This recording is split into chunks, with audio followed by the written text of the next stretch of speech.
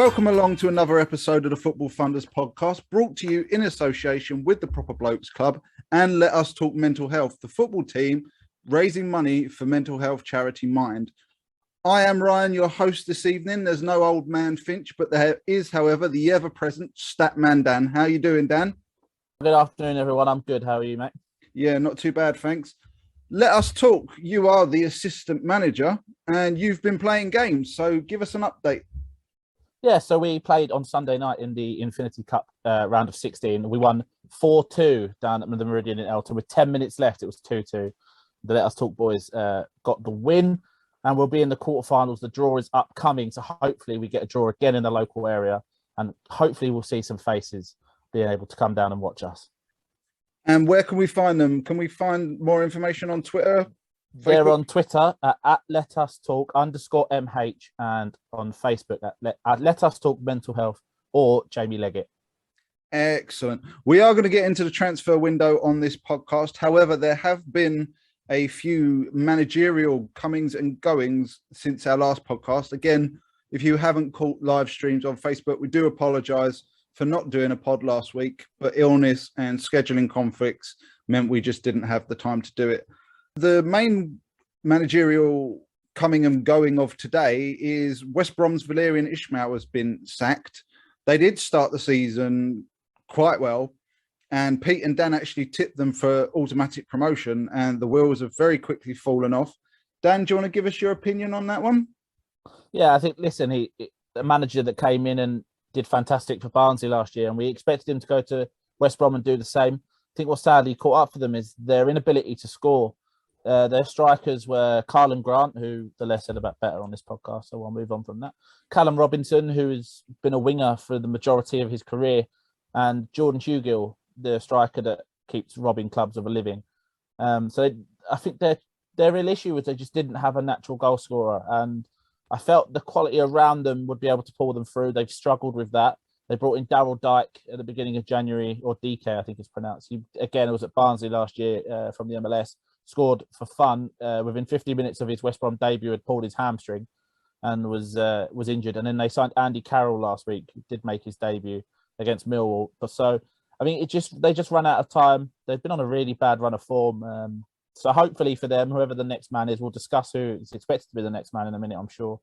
But I still think they'll be up there. I still think they're in and around the playoffs as we speak anyway. So wouldn't be surprised if they still manage to get promoted.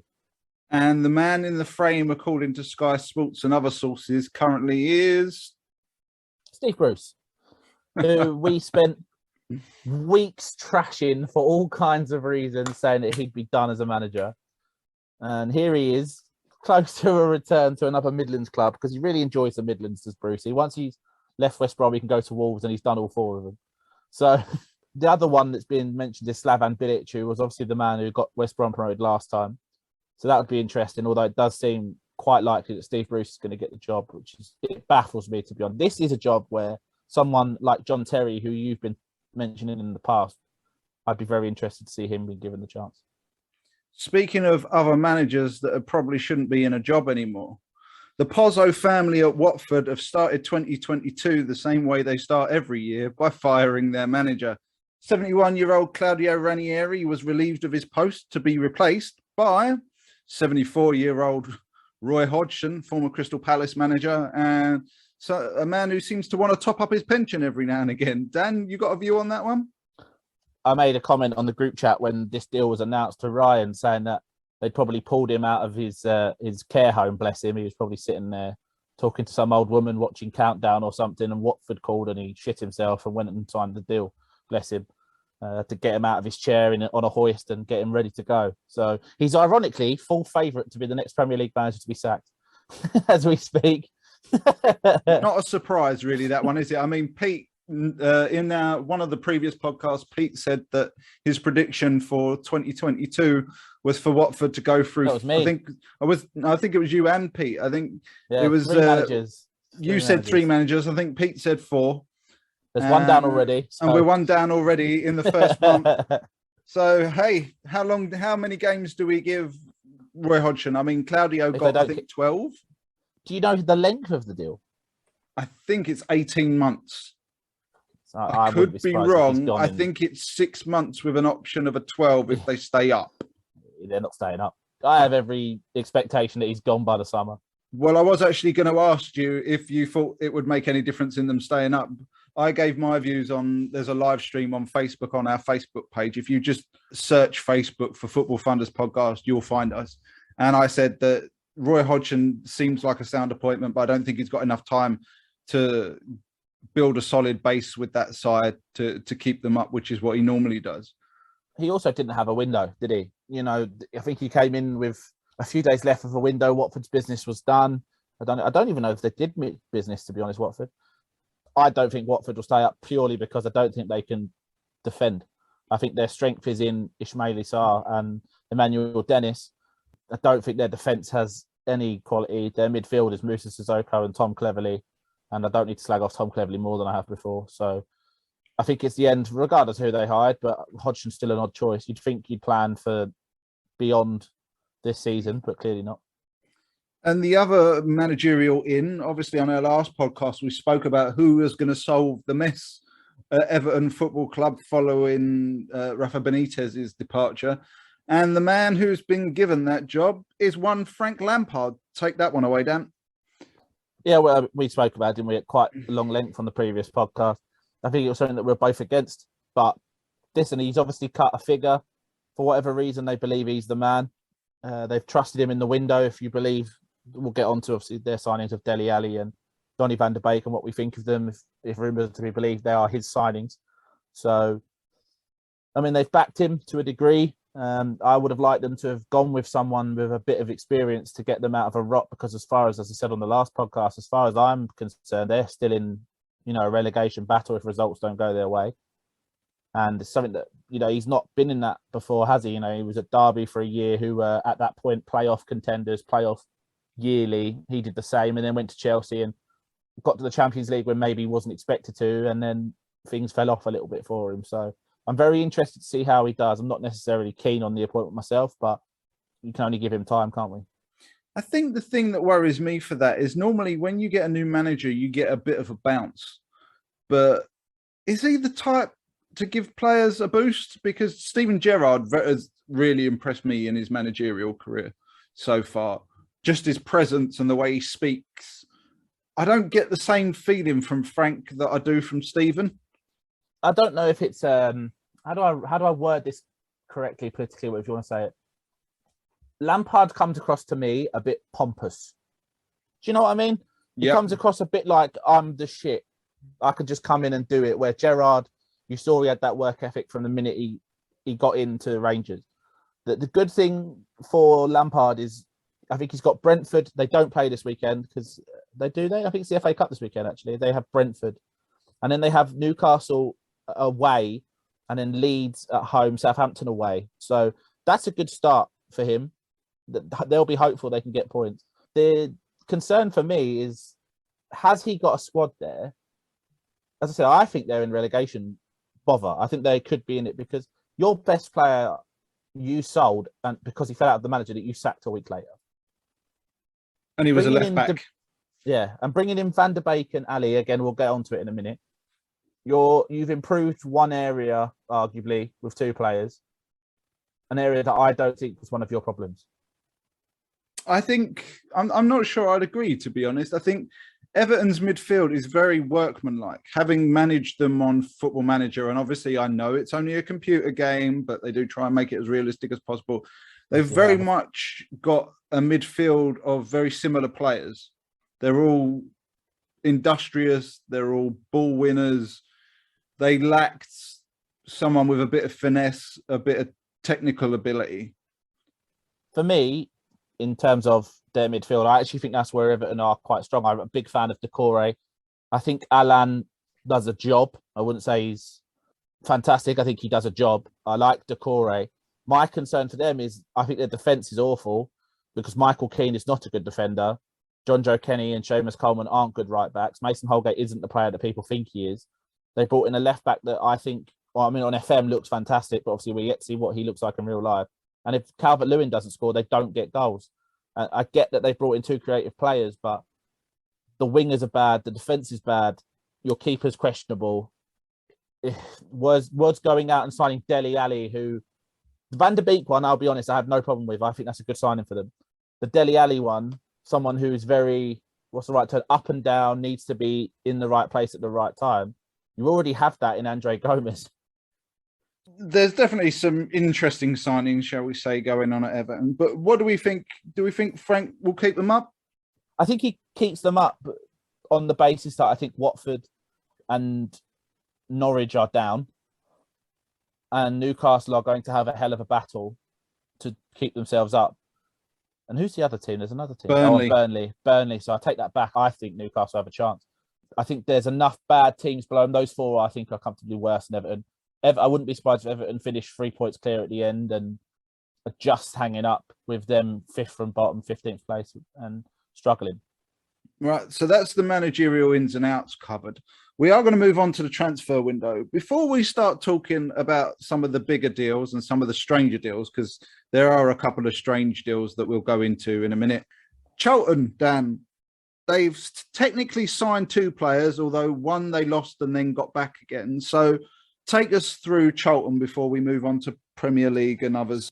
We brought in Scott Fraser from Ipswich Town. If you don't watch lower league football, Scott Fraser was last season one of the most talked about players in League One. He was at Milton Keynes Dons, plays behind the striker, had a fantastic season, was scoring for fun.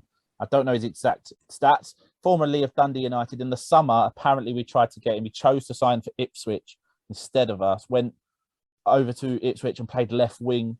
And then obviously they brought in Kieran McKenna and he's been on the bench a lot since. He scored 14 goals in 40 games last year, by the way, from attacking midfield. This year scored 1 in 15 for Ipswich. We've signed him. We got him on a 3.5-year deal, which is a big contract for a League One club. Hopefully fits into the system. We do play with an attacking midfielder behind the 2 strikers. So hopefully he comes in and can regain his form from last season. And in terms of outs with a return, Mason Burstow, who's a 17-year-old, who's got 6 goals in 10 games for us this season. He's signed for Chelsea for a rumoured £2.2 million plus add-ons. Now, Ryan, I've got one question and a statement. I don't like this deal, and it's not because I don't want to see a Charlton player leave to join another club.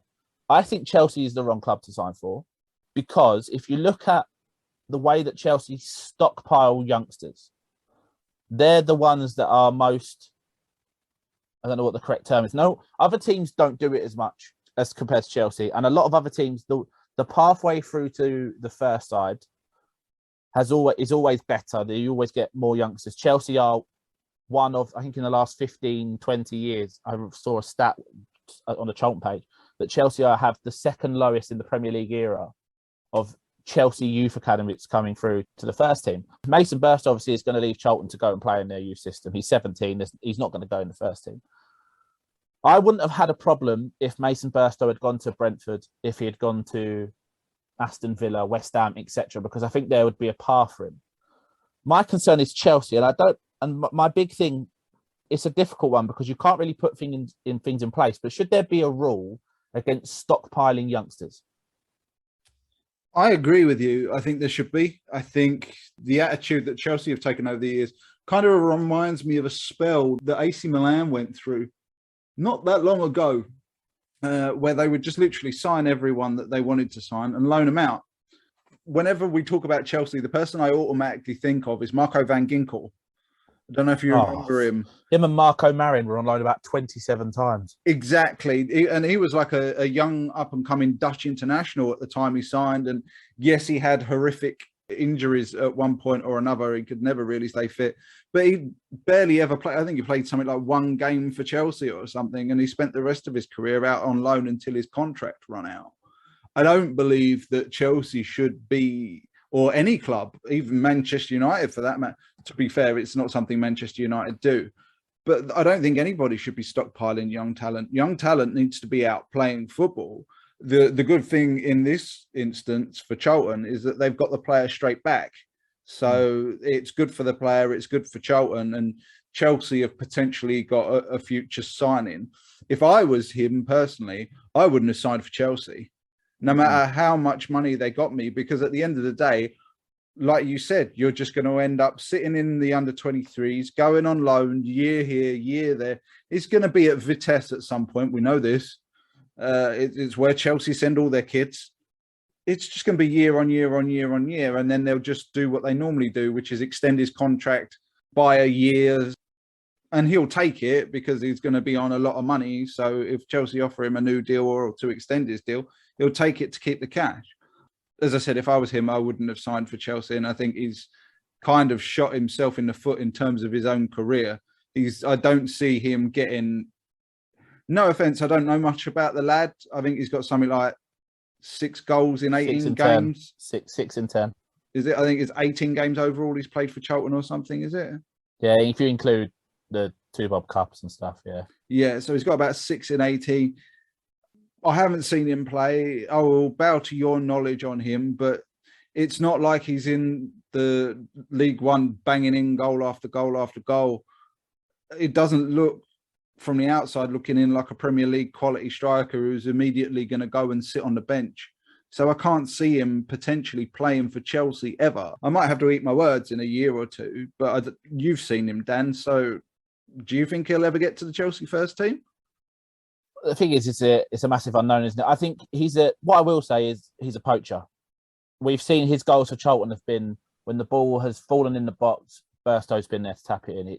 A lot of the times he's come off the bench, his first touch is putting the ball in the back of the net. And when he started games, he still scored goals. So I don't see why not if they progress him. But my biggest concern, and as I said, if he went to Everton or Brighton, I wouldn't be bothered because I could realistically see a chance where, yes, he comes back to us next year. Maybe next year he's out on loan or in the under-23s. And then the year after that, maybe he's on the bench when he's 18, 19.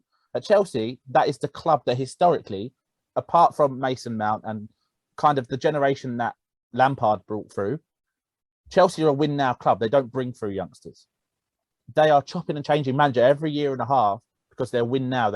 Lampard is the only manager that really has brought through any Chelsea players since, Ryan Bertrand? Yeah, probably. So I don't see the progression of joining Chelsea. As I said, I said this and people go, oh, you're salty that he's gone. Of course I'm upset that he's gone. I wanted him to stay here. I'd have loved him to have stayed until the summer, played men's football, because for me, and I don't know if you agree, and I've heard people say it, the best thing to do when you're 17, 18, 19, go out and play men's football. I don't care if it's League One. I don't care if it's League Two. I don't care if it's the conference. Play men's football because it's better than playing an under 23s when the football's slow and you're all trying to learn. Go and play, and it's an ugly saying, but go and play on a Tuesday night in the middle in Shrewsbury in -2. Get the shit kicked out of you because you'll learn. Instead, there's a chance that he goes to Chelsea, and as you said, he's buggered off to Vitesse Arnhem, then comes back and plays for the 23s, has 3 months maybe on loan at Wimbledon or something. I just don't see Chelsea as the right move. But, congratulations to him. I wish him all the best. I'm pleased for him and his family. I know, actually, ironically, some of his family members. So good luck to him. I hope his career is fantastic. I'm just not sure that's the right move. I agree. I do think. I think the other thing that worries me is he's gone straight back to Charlton at a time when Chelsea, as far as I'm aware, only actually have one striker in their squad, which is Romelu Lukaku. If I'm missing anyone, then please do tell me. But they sold Abrahams in the summer. They let Giroud go in the summer. Michy Batshuayi, I think's contract expired this summer, just gone. So I think they've gone from having about 4 strikers to having 1.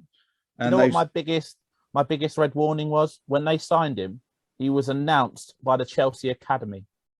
Not even by Chelsea Football Club. He was announced by their academy. Jeez. I was like, hello. I think it's definitely a good thing for him then that he's back at Charlton, even if it's just on loan till the end of the season, because like you said, the best thing for anyone, I think the age and physical development has got to be right. But I think primarily, if you're a professional footballer, and as someone who tried to become a professional footballer and failed miserably, I think you've got to be ready to play adults by the time you've hit 18. If you aren't at that stage, then I don't think, maybe 19 at a push, but you've got to be ready for first team football by the time you're about 18, 19 years old now. I can't remember the bloke's first name. You might remember it. It's something Hart. He was a manager for a few years. He was Charlton's youth academy. Is that Paul Hart, I believe? Yeah, Paul Hart. He was a Nottingham Forest manager. He was at Portsmouth as well. He was Portsmouth. That's what I was going to say, but I wasn't sure. So he was Charlton's youth academy director for a while when Chris Powell was at the club.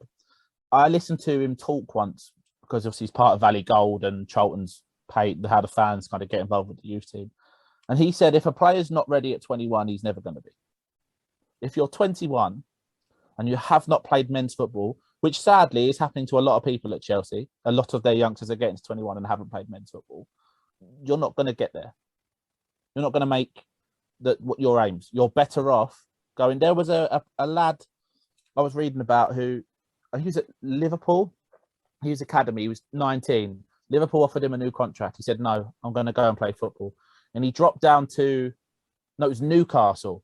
He dropped down all the way to like the 6th tier and has now worked his way back up to League One. And I can't remember his name. No, it's not come to me because he said, I want to go and play men's football. He went away. He learned at real low level, dodgy pitches in the middle of Yorkshire and Lancashire, and is now back in the Football League and is getting rave reviews. That's, for me, that's the right thing. I get that you have Liverpool on your CV or Chelsea, it looks good, but surely you want to play football, no? I agree. Right, we'll leave Charlton there for now. Let's move on to the transfer window because it has now slammed shut. It wasn't a massive one in terms of the Premier League, although I understand from talking to Dan that the EFL there was a lot of movement in the EFL. Potty.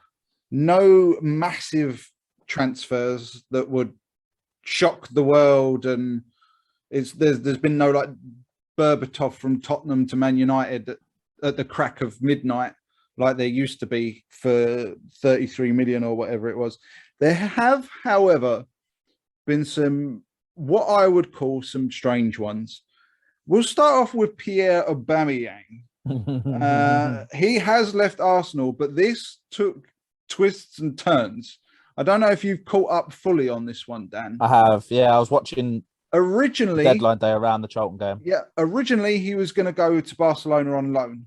They then couldn't get Ousmane Dembele off of their books, so they couldn't sign him on loan. They were then going to sign him on a free transfer from Arsenal because Arsenal were going to save £25 million in wages if they let him go. They then ran out of time, so the deal couldn't be completed. And what I'm now hearing, and if you can confirm this, I would appreciate it, is Arsenal and Pierre-Emerick Aubameyang have come to a mutual termination of his contract. He is now available on a free transfer and is due to sign for Barcelona at any day. Is that correct? Arsenal agreed a 7 million, I don't know what the right term is, mutual agreement. So they've paid 7 million to cancel Aubameyang's contract. I don't know if Aubameyang has officially joined Barcelona now, but we all know he's all about to. My favourite thing about this was, it does say here that Barcelona have signed him. They're waiting to confirm his availability because of wages and all kind of nonsense that we've been through many times. But my favourite bit of this story was he flew to Barcelona, and I got excited because I thought we got Peter Demwingi Gabon style rather than Nigerian style. And then it turned out that he was there to see family. And I thought, well, that's ironic, isn't it? Because the deal was on, it was all good. Then all of a sudden the deal was off, but it's okay because he was there to see family. Yeah, I believe if my information is correct, his mum lives in Barcelona. She's not very well. And that was where he went a few weeks ago when the trouble with Arsenal started, because he was in Barcelona supposedly to see his mum who isn't well, and then was seen out getting tattoos and whatnot. And then, like you said, remarkably, he's there again, and all of a sudden he's signing for Barcelona. It does seem like he's basically Odemwingied it, really. He's turned up when a deal's not in place, and almost basically, I heard it described on the radio earlier, he's almost photobombed Barcelona into signing him. I almost gave him shithouse of the week just for turning up and being, hey, sign me, I'm here, why not? Before we quickly move on, do you think he's going to be a success at Barcelona? I think he's better than Luke de Jong. So Martin Braithwaite. Success depending on what you register as success, I think he's an improvement on what they have. And what does his signing mean for Ferran Torres, who obviously signed for Barcelona from Manchester City? He left Manchester City because he specifically said, I want to be the main guy. And if you're going to keep rotating me in and out, then I'm going to Barcelona. I think Ferran Torres is the long-term striker for Barcelona. They have every intention. He could also go and play wide because Memphis Depay has not been great for Barcelona, as many predicted. So I wouldn't be surprised also to see Ferran Torres moved wide while Aubameyang's there. Aubameyang, I assume, won't sign a massively long contract, probably a year and a half, 2 years, and then Torres will go through. Because didn't Torres sign a 6-year deal? I think so, yeah. So Torres will be the long-term striker unless they manage to bring in a Haaland on or something. And from what everyone seems to be said, Haaland's more or less going to Madrid. So Torres probably is the long-term striker, but Aubameyang will be the striker for now. Sorry, you're hearing Haaland's going to Madrid? When I listen to podcasts and stuff, a lot of the people in the know around football seem to suggest that Erling Haaland and Madrid it's a likelihood thing to happen in the summer. That's really interesting because I've actually heard the opposite. I've actually heard that Real Madrid have got no interest in Haaland. Their sole focus is getting Kylian Mbappe in, and apparently that deal is now signed, sealed, and agreed for Kylian Mbappe to move. Oh Jesus, two of them playing together in a. Oh, well, they're losing Benzema, so. And if they get Pogba, and Rudiger as well, all in the one window. But I have heard that Barcelona are trying to structure £100 million loan to get Haaland in. Of course they are. Of course they are, exactly. So be interesting to see which way those two transfers go in terms of Mbappe and Haaland. Just while we're talking, we spoke about Everton and Dele Alli. Now, as much as I don't particularly like the deal, I do like the way Everton have proposed this deal. Right, well, funnily enough, this was the next one I'm going to move on to. For our listeners, Dele Alli has moved to Everton on a free transfer, rising to £40 million, depending on performances, both for Everton and Ali as an individual player. So it's effectively, take it out. I don't know, obviously, the complete ins and outs, but from what we know, it's 10 million if Dele Alli plays 20 games for Everton. So effectively, they're definitely paying £10 million because Dele Alli will play 20 games for this football club. Then there's 30, as you said, depending on Dele's, I think it's probably goals, assists, Everton's league performance, cups, etc. I think this is a good deal because 10 million in Premier League football isn't bad. And if Everton can, and Frank Lampard can get Dele Alli playing to a standard, even maybe not the standard that he was at, but the standard he was at the beginning under Mourinho. Because if you remember when Mourinho first came in, Dele Alli started really well. If Everton can get that Dele Alli consistently, that's still a very good player. And 10 million with the opportunity to go up. I think this is clever business by Everton. If you haven't, there's a very clever video on the internet, by the way, that if you haven't, you need to go see. I sent it to Ryan. It's a man pretending to be Everton calling Tottenham for Dele Alli, says we're willing to pay 40 million, and Tottenham, the board, saying, well, we can't afford that. How about we give you 20? And then Everton saying, no, we're paying you. And the Tottenham director runs off to find Dele Alli. It was quite a good video. But yeah, in all seriousness, I do think that's the way Dele, as much as I'm not a fan of the overall deal, the way they structured the deal, I think is very interesting and intriguing deal for Everton. I'm going to be a bit bold here. I think this is a bad signing by Everton, regardless of the finances involved. Whatever has happened to Dele Alli since Mauricio Pochettino left Tottenham, I've never seen a player decline more rapidly than I have in Dele Alli. He's gone from 4 years ago, he was the darling of the England national team. He was basically the first name on the team sheet. He was tearing the Premier League apart, and people were talking about Real Madrid paying about 150 million quid just to sign him. And here he is 2-3 years later or whatever it is, and he's gone for nothing to a club in danger of relegation. So I hope that Frank Lampard can get something out of him. I'm just not sure that he's going to. The other deal that I like, that I think people won't get to, because I think it's a loan and it's not one that keeps Newcastle up. But I think Matt Targett is a massive improvement to what Newcastle have in their defence.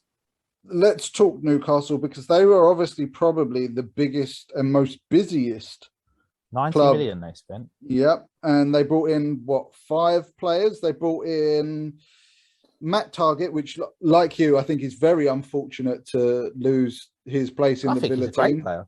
I think he's a fantastic player. I was actually a bit surprised when Southampton let him go, because he was a Southampton youth product, and I thought he was very good.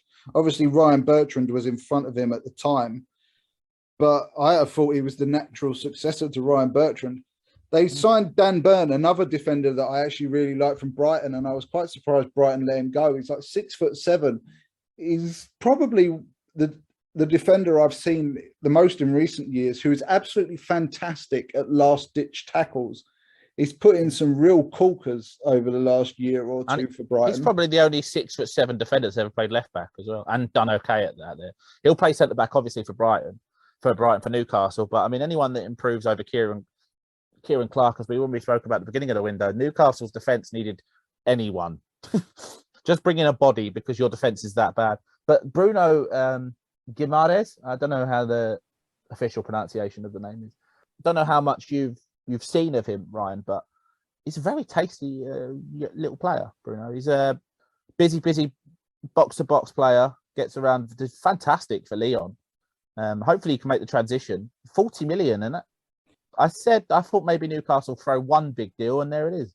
There were rumours going back a few weeks that apparently their key signing, their big statement signing, would be a central midfielder. I understand, if my information is correct, the fee rises to £51 million, depending on bonuses and whatnot. But from everything I've heard and from videos I've seen, this guy, short of goal scoring, is essentially the complete midfielder. Great tackling, very good with his feet. Apparently he was raised up playing, is it soccer? Yeah, soccer. He's John Joe Shelby with talent. It's futsal. People would know it in this country as futsal. It's futsal. And apparently, technically, massive in Brazil. Yeah, and apparently, technically, this guy's very, very gifted. He's fantastic. He really is. He's quite a unique midfielder, because not only is he very robust in the tackle and works really hard, but he's also really technically gifted, quite skillful. Rolls the ball with his feet really well. Who else did they sign? Chris Woods. They obviously signed Kieran Trippier.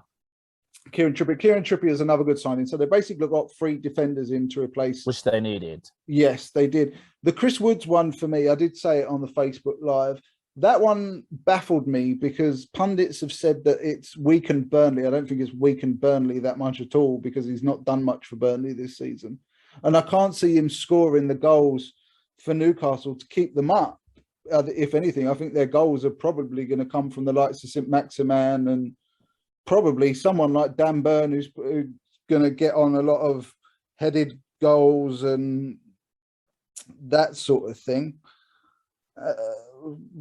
Aston Villa, I think, have done very well in this transfer window. I mean, correct. Aston Villa will be the ones that come out of this looking the best, don't they? I don't even think you have to go much further than just saying they brought in Coutinho and Digne. I mean, that's just too. If you told me December, we were sitting here Christmas Day, and you said Aston Villa were signing Digne and Coutinho, I'd say piss off. Well, Coutinho was linked to the minute the money came in at Newcastle. He was immediately linked with Newcastle. I think Newcastle did try and get quite a few players. I know they went in for Lingard. I know they went in for Henderson. They also brought in Callum Chambers on a free transfer, which could end up being some shrewd business as backup for Tuanzebe, because Tuanzebe has left, hasn't he? So I think that's, for a free transfer, again, I think that's quite decent business. The big clubs were relatively quiet. There was a few outs at Manchester United. Obviously, Van der Beek's gone to Everton. Martial's gone to Sevilla. And who was the other one? Someone else did leave. Who was the other one? Diallo to Rangers. Diallo to Rangers. But there was another big name that left Manchester United. I can't remember who it was. But I don't think Chelsea did any deals. Well, apart from Burster. Arsenal let a few Arsenal go. signed a lad from America, but I don't know if he's what his level is in terms of if he's going to be around the first team or not. I don't know. Tottenham let a few go and brought a few in. A lot of loan signings left.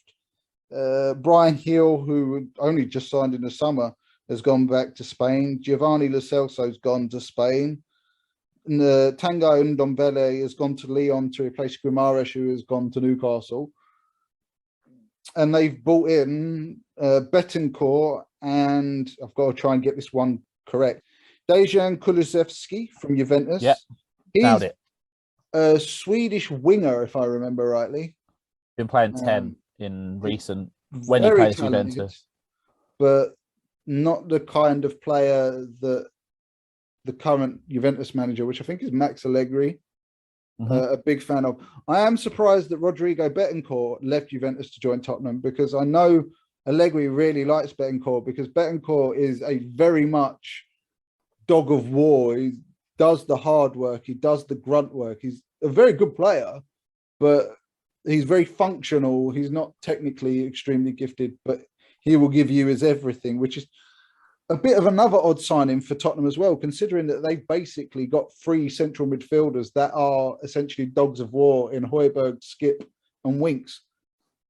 Well, I think they were trying to improve on Højbjerg, weren't they? Really, with that signing, I quite like Liverpool. To be fair, I think they signed with all 3 of their attacking core up at the end of next season. They brought in Diaz, who I kind of assume will be the Sadio Mane replacement. I think Sadio Mane moves on next year.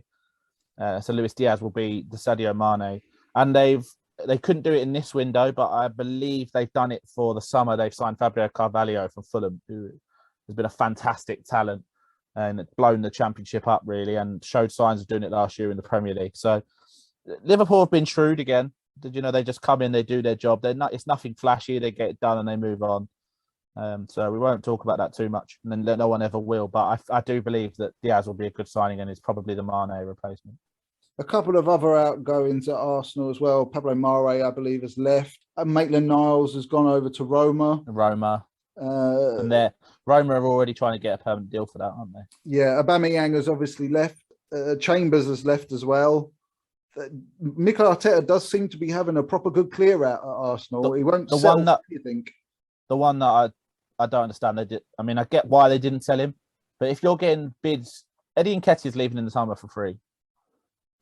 You're getting bids. Apparently, Newcastle and Palace were after him. Take the deal. I know you've not got a huge amount of strikers. Just take the deal. The other one they brought in, I don't know anything about him, but Kolasinac was the other one that left. Was Oston Trusty from Colorado Rapids. I don't know anything about him, so I can't. Neither do I. I must admit, for all their outgoings, and I like the fact that Arteta's laid the law down with Aubameyang and just said, right, get rid of him, whatever it takes. We don't want that kind of player here. But what worries me for Arsenal is the lack of signings. They were supposed to be pushing again. And they were in good form for a little while, but they haven't added to anywhere in the squad.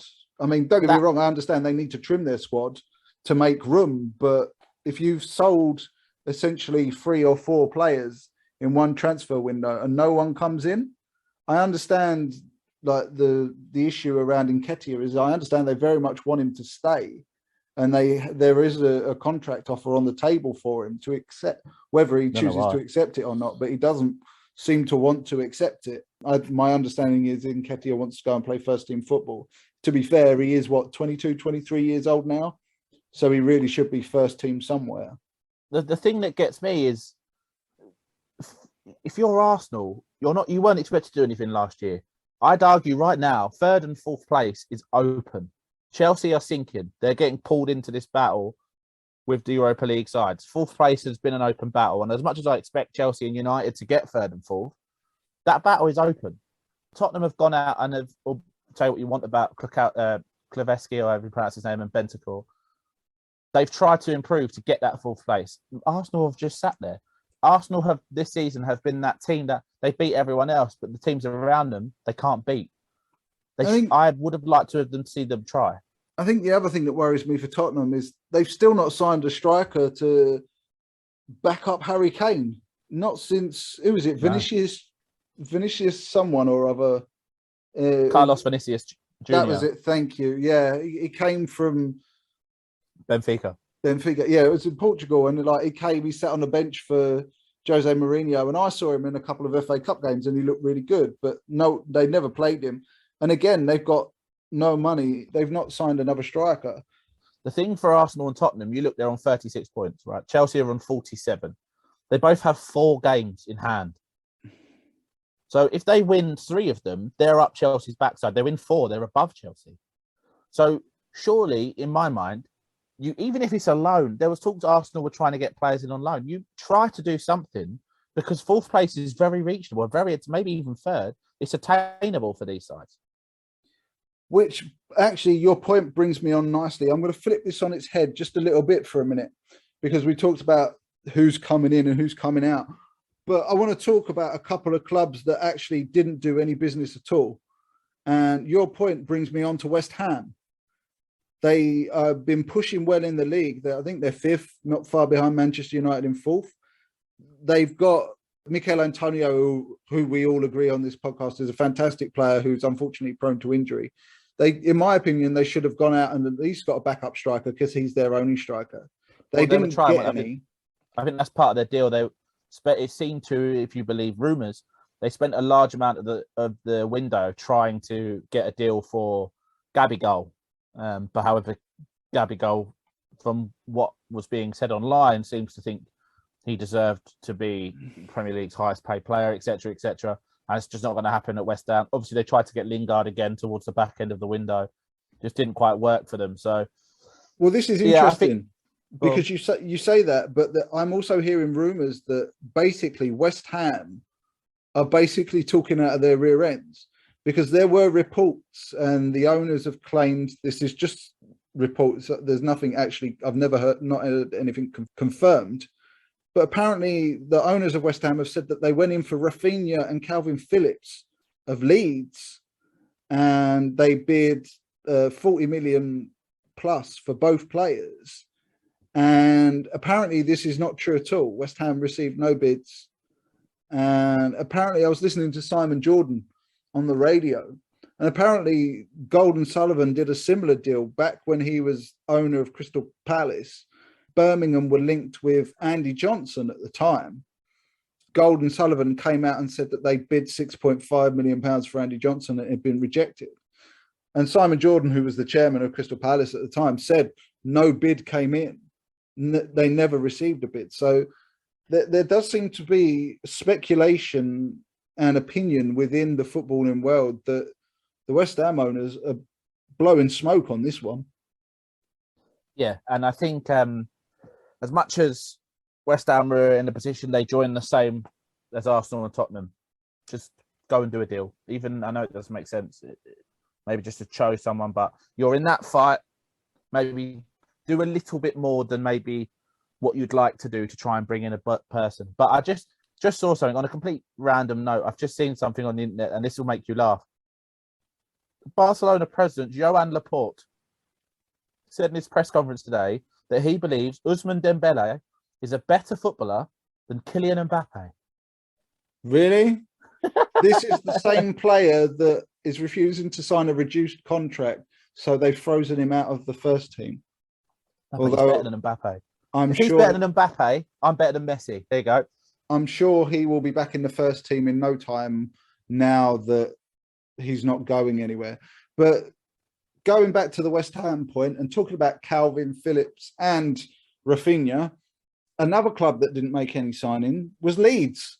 And Leeds are down the bottom. Shocked. They're in trouble. Obviously, Calvin Phillips is due to return from injury soon, I believe. Bamford's just come back. So they have got a few players coming back. However, that still only leaves them with the squad that they started the season with. And I think we all said that Leeds wouldn't. Actually, I think it was me and you. I think Pete had a soft spot for Leeds. But I think we both said that Leeds wouldn't do as well this year as they did last. And they've, again, not backed up their squad while their manager continues to run them into the ground. Yeah, Bielsa likes a small squad. I think that's part of the reason why they did no business. I think they're a side that should have done business to make sure. Listen, I think they'll be safe. As we've said, there are 4 teams, I think, at the bottom in Norwich, Newcastle, Watford and Burnley, who are likely to go down. Leeds, I think, should, just to make sure their fans, I've listened to phone-ins and on the social media reaction, fans would have loved to have done some business because they don't feel 100% safe. I think they'll be okay. A striker, again, much like every other team in the Premier League, you'd love to have two strikers, because as soon as Bamford got injured, Leeds stopped scoring goals, didn't they? So, and the Bielsa effect, as we've spoke about, me and you both agreed, is it's running out of time in Leeds, and I don't think he'll be there next year. So, I mean, this is the thing. Even Burnley signed someone to replace Chris Woods. Weghorst.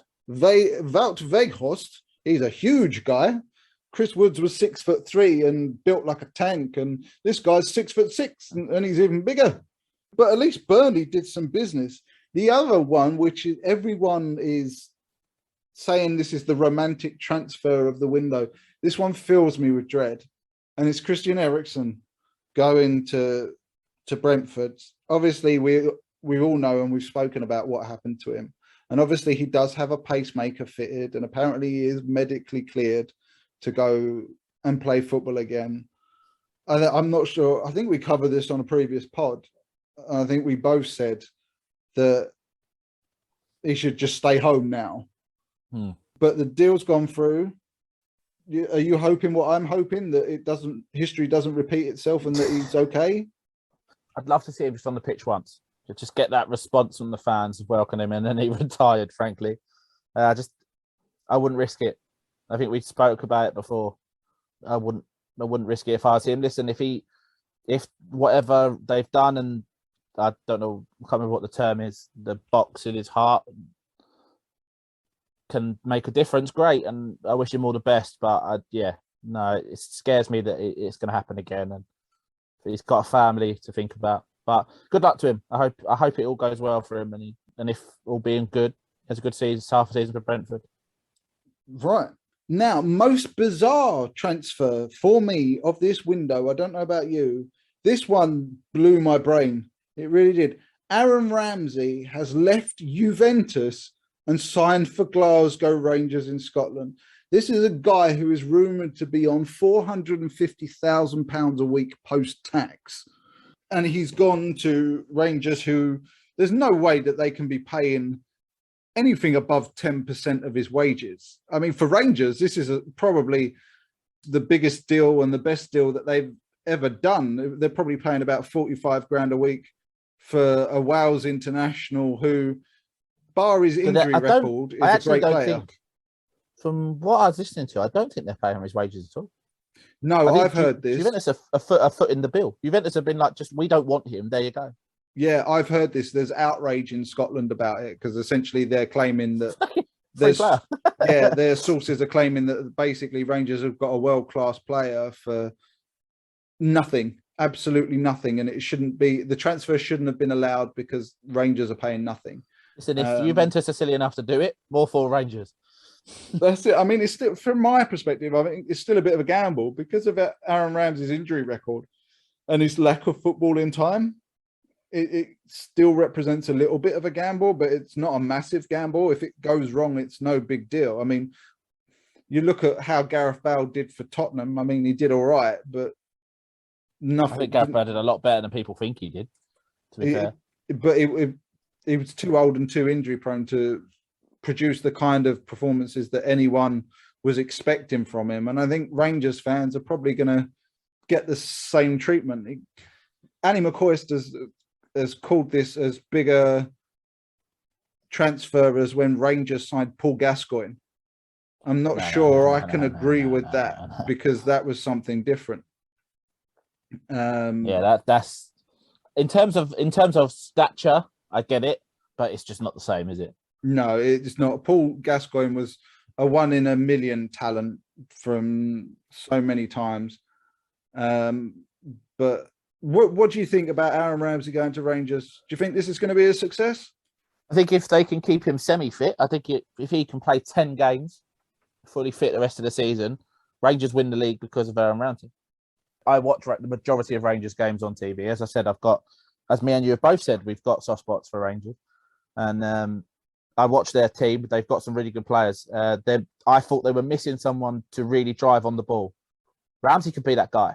If he can stay anywhere near fit, they've got Joe Aribo, who's good at it. If you could put Aribo and Ramsey in and around Morelos, that Rangers team. And also remember, Rangers are still in Europe too. It's an opportunity for Ramsey. If he can stay fit, work hard, he'll be in Europe. He'll be expecting to win the Scottish League, maybe the Scottish Cup. So good luck to him. I think it could be a good deal for Rangers, especially because they're paying so little. Let's move to the Football League now. There have been some interesting ones for me. There are obviously other moves in the Premier League, but we could be here forever talking about them. Jermain Defoe, sadly for Charlton fans, didn't turn up at Charlton. He's moved to Sunderland on a free transfer. No cake for me. Dan's celebrating because he doesn't get a cake in his face, much to my displeasure. Jermain Defoe is 38, 39 now. So is he going to have much of an impact in League One, Dan? I mean, from what we saw of Jermain Defoe in Scotland, yeah. To be put bluntly, I think the way that he is, it's one of those things. He's a predator, isn't he, Defoe, in the box? Wrong words when you talk about Sunderland, but when he is just such a good finisher, that doesn't leave you. He's 38, but he still has that ability. He's shown it at Rangers over the last 3 seasons, 2 seasons, 2.5, technically. If Sunderland can provide him, he will score goals. It's going to be that simple, and they can. They are Sunderland have scored a lot of goals this year. I think it's a really good deal. I also like it because obviously he had a really good connection with that young lad from Sunderland, young Lowry, the young boy who passed away. Bradley Lowry? Bradley Lowry. Obviously, Jermain Defoe is quite high up in the foundation. When he signed, he's actually had Lowry on the back of his shirt that he signed with. So it's quite a nice feels. It hits you in the feels, that signing. Yeah, definitely. One that I didn't even realise this guy was still playing. It's a loan move. Nathan Delfonso. I didn't realise he was still playing. It was a guy at Aston Villa as a kid, and I remember him being at Blackpool, and there was all sorts of trouble with him at Blackpool. He's fantastic for Blackpool. He was at Bolton. Where's he gone? I mean, where's he gone? He has gone on loan to Bradford. Yeah, Bradford need a goal scorer. That makes sense. Matty Longstaff is another one who's gone from Newcastle to Mansfield. What the fuck was that one about? I saw that. What has happened to his career? I remember him being championed because didn't he come on his debut and score a couple of goals against Man United or something? Yeah, but I think it's a case of Newcastle said, hey, we want someone that has a bit of money to take him on loan. Mansfield have a little bit of cash and went, well, we'll have him. And they went, okay, off you go. And I'm sure he'll be fine. The team that I want to give credit to is Bournemouth. They had a fantastic deadline day. Didn't they sign about 4 players? Bournemouth signed 5 players. They brought in Freddie Woodman, who I think was keeper. He spent 2 years at Swansea and was sensational. Part of the reason they got in the playoff final last year. They signed Kiefer Moore, who was linked with a Premier League move. I think it was Wolves in the summer tried to sign him on the deadline day. Fantastic for Cardiff last season. Not hit the same heights this year, though. This year, I think the summer, there was news. He wasn't very happy at Cardiff. He wanted the move in the summer. It didn't happen. Nathaniel Phillips did okay for Liverpool. Will be a fine side plan for them. Todd Cartwell is one that we'll see. Showed real signs, but struggled for Norwich. Is that a loan till the end of the season? That's a loan till the end of the season. And then my favourite contract. My favourite one is Siriki Dembele, and I don't think Ryan will know too much about Siriki Dembele, but no, I don't. He's a young winger for Peterborough. Fantastic, quick, sharp on the ball, can play anywhere in the front 4. I think that's a really good signing for Bournemouth because he's dangerous. Him and Jamal Lowe running around your defence will scare the crap out of people. So I really like that deal for Bournemouth. Jeff Hendrick to QPR, I think could be interesting for him. The other name to watch out for is Jonathan Panzo. He's a young English centre-back. He's been playing for Monaco in France. He moved in the summer to, is it Dijon? I don't know. I think that's pronounced. Yeah, correct. Was their starting centre-back. He's gone to Nottingham Forest on deadline day. The big one late was Tom Ince is trying to restart his career again. He's gone to Reading so that Liam Moore could go the other way on loan. So that's a good bit of business. Millwall signed Luke Freeman. I think that's good for them. Josh Madger's going to get another go in English football. So the young, you spoke about him, Ryan, on your show on Facebook. Josh Madger was Sunderland youngster, went to Bordeaux, spent the back end of last year at Fulham, went back to Bordeaux, and is now joined Stoke. So Stoke have tried to improve up front. Birmingham were busy. Lee Bowyer's trying to bring back all the old Charlton players. Lyle Taylor went back, obviously scored. He's a prick. And they were trying to get Naby Sarr, but I'm guessing the deal didn't go through because I can't see it on the list of completed deals. And there's one more I want to talk about. Lewis Wing from Middlesbrough. I think everyone remembers Lewis Wing. He was a young midfielder. Was fantastic. He's been given a chance at Wickham in Charlton's League. I look forward to watching him. And obviously West Brom have been busy releasing and getting rid of some rubbish. The one player I was interested in getting your opinion on was Tottenham have let Giovanni Lo Celso go. Yes, I poo, did see that. but people are upset. From what I've seen of him, he hasn't had a consistent period in the Tottenham team that I've seen. He's very much in, out, in, out. I think the talent's there. I think the desire's there. I think maybe he's just one that just hasn't settled in English football. It's not for him. You could argue the same maybe for Tanguy Ndombele, because like he came in, big reputation in France as the next big thing. A lot of money paid for Tottenham. I think about £56 million. I think Tottenham paid for him, rising up to I think about 65 or something. And that hasn't worked out either. I'd argue that Ndombele at least flashed. Yes. As much as it didn't work overall, you saw moments where you went, Ndombele's a baller. He can play. But I mean, I also think if you look at some of the other players that have left, I think there's certain types of players that have left, because Brian Gill, who's a fantastic talent, a really lovely, silky, skillful player, Conte seems to be phasing those guys out. It seems to be like a very solid, very workmanlike, defensively well-drilled Tottenham that he's trying to create. And then Dele Alli's gone as well, another attacking, creative player. It looks like he's putting his stamp on. I mean, some people do need to go. I mean, the fact that Davinson Sanchez is still there, I'm quite shocked. I thought he would have gone in the window.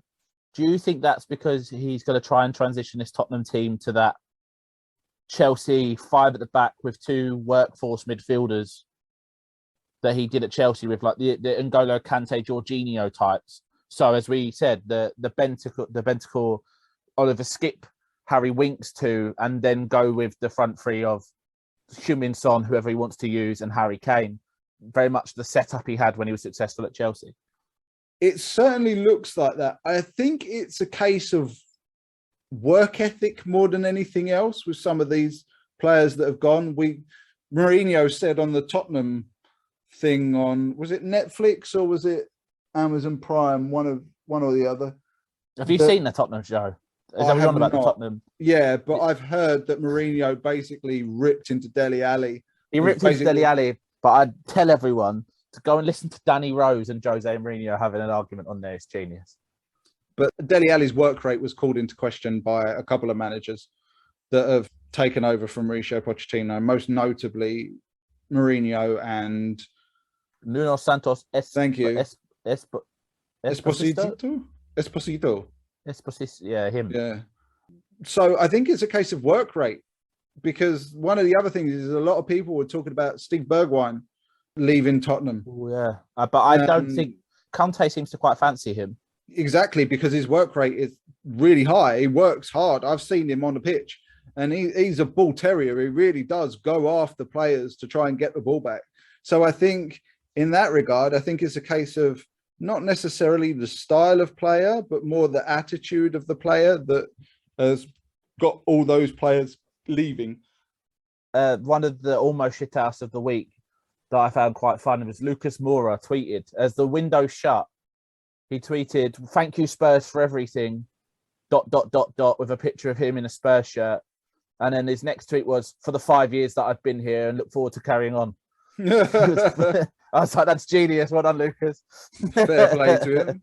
Another player that maybe isn't the quality of others, but as you said about Bergwijn, Lucas Moura, he flies around that pitch. I was going to say, I'll have to disagree. I'm a big fan of Lucas Moura. I think he wasted a few years in PSG when he should have been playing elsewhere, notably for Man United, because he was linked at the time. He was, yeah. But he spent... PSG's a mess of a club, so you're not always guaranteed. I mean, Messi's not really set the world on fire at PSG with all his mercurial talent. I mean, to be fair, I can't comment. I have no interest in French football. Well, no, it's just the stats you would expect with. Does he play? Seriously? He does, yeah. He's starting to find form now, but you would expect a team of Mbappe, Neymar, and Messi to be banging them in and creating loads. And do you remember when this deal went through and we all spoke about it?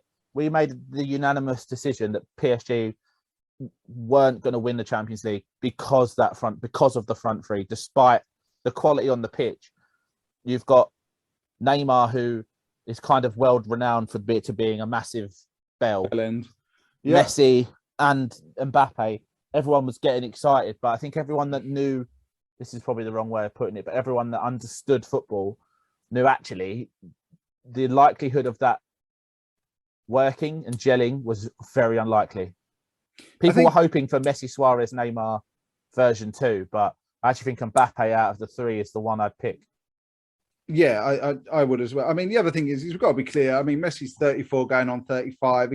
He's slowing down now anyway, but you would still think that he would be destroying it in the French league when he's not. But I think this also kind of adds a little bit of weight to an argument that I've made for a long time in the Messi versus Ronaldo debate. Of part of the reason Messi has been so successful throughout his career. Obviously, he's a phenomenal talent. World class doesn't quite fit Messi or Ronaldo. They're a step above that. But he very much had a team built around him from the age of 17 going up. And now he's moved to a club where he is not king. I mean, there were even talks in the final few years of his time at Barcelona where he was having a say on who the next manager was and talking to the board and stuff like that. And he was basically running Barcelona. And now he's gone to a club which isn't built for him. It's built for success at whatever cost. I said it when the deal was done on this podcast. As soon as he left Barcelona, the next move, wherever it was, if it was going to be to PSG, if he was going to go to Man City, if he was going to be off to America, whatever, it was going to be a publicity stunt. It was about, brand Messi and not the football. And I think he's kind of proven that. I think by the end of next year, he's not at PSG and he's either back in Argentina or wouldn't surprise me if he's back in Barcelona. I was going to say the other thing is I think everybody realises that he was never really going to go to PSG anyway. He was desperate to stay at Barcelona. He took reduced terms, but those terms were too low to comply with Spanish employment law. So ultimately he had to leave and PSG were the ones offering him the most money, I think. So it was more sort of like, okay, well, I can't stay here. I'm going to have to leave and I'll go. I think it's kind of a similar situation in a funny way to Cristiano Ronaldo, Manchester United, who basically had to leave Juventus because Juventus didn't want him, couldn't really afford him because financially they're in a lot of trouble as well. I know there was a lot of talk about him going to Manchester City, but I actually think I'm going to throw in a contrarian opinion here. I actually think he used Manchester City to smoke out Manchester United because I think Manchester City had already spent the vast majority of their money on Jack Grealish. I think they made a couple of other signings as well. And there wasn't really anywhere for Ronaldo to go. So I think there might have been an inkling of interest from Manchester City, but I don't really see him fitting in at Manchester City, just the way Pep plays. And I think he used them to smoke Manchester United out. We've gone madly off topic. I can't even remember what I was talking about now. Neither can I. But we were talking about something. But yeah, overall, I think, I don't know if we've said this before on the show. The January window for me, I don't really like, but I understand why it's there. But I'm not really a big fan of it as a window. It's never a big one. I made the prediction when we discussed it opening in December. And I said a lot of the deals will be loans, and I was proven right. It's just how business is done, isn't it? This is stock. A lot of the signings in January is stopgap or teams at the bottom desperately trying to throw shit at the wall and see what sticks. Yeah, and I also think that COVID has still played a situation in this because nobody with maybe well, to be fair to Newcastle, even Newcastle haven't really shelled out big money on No, I mean, an 90 individual million player. pounds Yeah, but I mean, on an overall. individual player, I mean, No, that's what I mean. But I think they will spend more than that in the summer, regardless of what league they're in. Even if they're in the Championship, they'll spend more than that. you're going to argue what 40 million was the most spent on an individual player. Even if Newcastle are in the Championship next year, they spend more than that. Well, interestingly, funny enough, Bruno Guimaraes' contract doesn't have a relegation release clause, which I was quite surprised about. The shit out of the Championship. But again, when he signed Chris Wood, I remember saying on the podcast, I actually think Chris Wood, Championship player, if he goes into the Championship, probably next 20 goals, gets him promoted. I must admit, I think they've got a chance of staying up. I never thought they would. So do I. I think they've got a real good chance because of the three other teams down there. Norwich and Newcastle are two at the minute that look good because Burnley and Watford look. I think Burnley are in big trouble. Burnley are toast. They really are toast. I don't rate Watford, so I don't see Watford being. As I said, I don't like their defence, and Roy Hodgson doesn't fill me with that much confidence. And I think the key thing for me is although I've criticised Newcastle for not getting a good enough striker, I think what they have done very well is, as we said earlier, is they've relined that defence with good, solid defenders and two very good, in my opinion, two very good fullbacks. So I think they might just stay up because, like you said, Burnley are done, Norwich are done, Watford, they've got the attacking talent, but they can't defend. What else? The defence is terrible. But I think, as we said when we talked about Everton and Leeds, they're two sides only 6 points from the drop. I think all it takes is 2 wins. I think Leeds, Pete, someone talked about, I can't remember who it was on our predictions podcast. I was quick to say Leeds are in trouble. So I know Pete said that, like, were we saying that Everton might flirt with relegation, and it certainly looked that way in the end. But Leeds, I think, are going to plummet because I can't see, they've signed no one. There's no uplift there. Leeds' hope is that Calvin Phillips and Bamford come in and make a difference. If not, they will end up being in this fight because as much as we have said, just literally repeating what I just said, but I think Newcastle and the way Norwich have played and got some recent results, like they spanked Everton. This race isn't over. As much as I think they're the 4 favourites, Leeds and Everton, I'd be nervous. I think Leeds need to be really, really worried because the other thing is there's this argument that players coming back from injury are like new signings. I completely disagree with that because it's a completely different story of getting a player who's physically fit but not match fit to come back into a team as opposed to going out and signing someone who's, say, in relatively good form and match fit and ready to go. So there's a big difference. How can I put this? The easiest way I could put this is there's a big difference in signing Chris Woods, who has been playing regularly week in, week out, and bringing back Patrick Bamford, who hasn't played in about 2 months. So I don't quite go with that argument. The thing that worries me for Leeds, you look at their remaining fixtures. Villa away. Villa, as we are aware, are a good side. Then they have Everton. That's a big game. Then they have United, Tottenham and Leicester. Oof. So if they lose to Villa, don't get a win at Everton, their next 5 games are probably defeats. Wow. And then they end the season with Man City, Arsenal, Brighton and Brentford. And there is no real sign of any uplift. So if you think, so they don't beat Villa, Villa beat them. Everton beat Leeds. That pulls Everton away, drop Leeds in it. Leeds, and I expect Leeds to lose to United, Tottenham and Leicester. Newcastle and Norwich get 2 wins from their next 5 games. And Newcastle have Everton, Everton has some big games. Villa, they have Wolves, Brentford and Brighton. Newcastle can get 2 wins there. And then that Leeds are in the fight. So Leeds, if anyone, when we talk about Leeds or Everton, Leeds aren't safe. They're nowhere near safe. Jesus. That fixture list, Leeds' fixture list doesn't... I heard a Leeds fan, and to be honest, I thought we have a problem. I thought they'll be okay. But actually, looking at that fixture list... It's not good reading. Right. And on that note, we're going to wind up this podcast because we've been talking for a long old time. Before we do, shithouse. Right. And I've also got Plonker Pundit of the Week. And no surprise, it goes yet again to Gabby Abonglahor. I am seriously thinking of renaming this segment Abonglahor's a Bummer, because his opinions are just getting more. How this guy gets money, I don't know. His latest nugget of gold is Arsenal have gone off the boil a little bit after hitting some good form, and they're not scoring goals. Lacazette's not scoring goals, and Nketiah's not scoring goals. So can you guess what his solution was to Arsenal's goal-scoring problem? Nicolas Pepe up front. No, his answer to their goal-scoring problem was to bring back Pierre-Emerick Aubameyang, who can't hit a cow's ass with a banjo for about 2 years.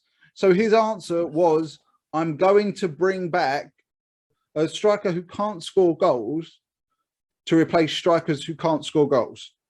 So Plonker Pundit of the week, again, goes to Gabby Abonglahor. And a beautiful little bit of note, there is a fellow presenter who works alongside Gabby Abonglahor. Her name is Laura Woods, I believe. And she said, when talking to Martin O'Neill, and Martin O'Neill was talking about Gabby Abonglahor in his career, and Martin O'Neill joked that he wasn't very good. And Laura Woods chimed in, yeah, well, he's not a very good pundit either here at TalkSport, but we really like him. And I just fell about laughing. Have we got a shithousery this week, Dan? We have. So this week, as we know, my shithousery takes, they vary. This one isn't, I wanted to give it to Lucas Moura, but this one this was a comment made that had me laughing for about 5 minutes. Last night, so the award this week goes to Paul Merson. Last night, Sky Sports News, he does one of the main commentary, and he was watching Millwall against Preston. And yet the game was, as you can expect by hearing the two sides, just as bad as you think it was. So it was Millwall versus Preston. It was 0-0. Jeff comes to him a few times during the game and he looks utterly miserable. And every time he says, this game's rubbish, blah, blah, blah. There's been no shots. At one point, they turn to him and they say, Paul, Merce, what's going on? And he looked at them. He stopped talking. He put his hands down and he went, Jeff, I'm off to the gym. It's more fun. And I died. I was on the floor. I was wetting myself. It's not really shithousery in the term of it, just the way that he decided to tell everyone, up yours. I found it hilarious. The idea of Paul Merson in a gym is fucking hilarious to me. As a player who unfortunately did struggle with alcoholism and I remember Paul Merson back in the day, and he was a hell of a talent. Genuinely was an amazing talent. However, he was arguably one of the most rotund players I've ever seen because of the amount of alcohol he was consuming. It just made me laugh. The camera panned to him. He looked miserable. He was just like, I'm going to go to the gym. It's more fun than watching this lot play football. And I was rolling. The idea, to be fair to me, of watching Millwall versus Preston does sound utterly depressing. And on that note, we're going to wrap up the show. Again, a shout out to our sponsors, the Proper Blokes Club, walking and talking for men's mental health and trying to break the stigma surrounding men speaking up. Go to www.theproperblokesclub.co.uk and let us talk mental health, the football club that Dan is involved in, raising money for charity. Mind. You can find them on Twitter at @letustalk_MH. And of course, you can follow this podcast on Twitter. Dan is the man on Twitter at FBallFunders. Is that correct? That is it. That is correct. We've got our Facebook page, which is just type in Football Funders Podcast and you will find us. Thank you very much, Dan. No problem. Thank you for doing this. Thank you, everyone, for tuning in, and stay safe, be happy, and don't get Rona.